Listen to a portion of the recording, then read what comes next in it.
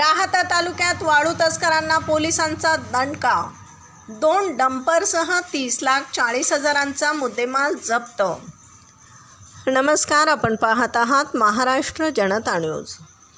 अहिल्यानगर जिल्हा पोलीस अधीक्षक मोमक्का सुदर्शन यांच्या मार्गदर्शनाखाली स्थानिक गुन्हे शाखेने राहाता तालुक्यात अवैध वाळू वाहतुकीविरोधात मोठी कारवाई केली आहे।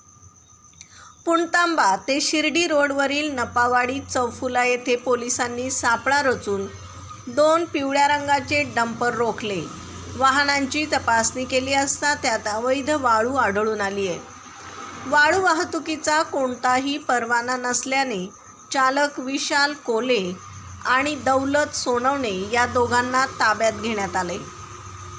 या कारवाईत 15 लाख रुपयांचे 2 टाटा डंपर आणि 40,000 रुपयांची वाळू असा एकूण 30,40,000 रुपयांचा मुद्देमाल जप्त करण्यात आला आहे। वाहन मालक कोते आणि चौधरी यांच्या सांगण्यावरून ही वाहतूक सुरू असल्याचं चालकांनी सांगितलं।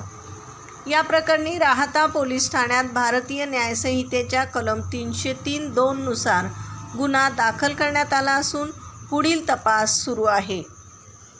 प्रतिनिधीसह महाराष्ट्र जनता न्यूज, अहिल्यानगर।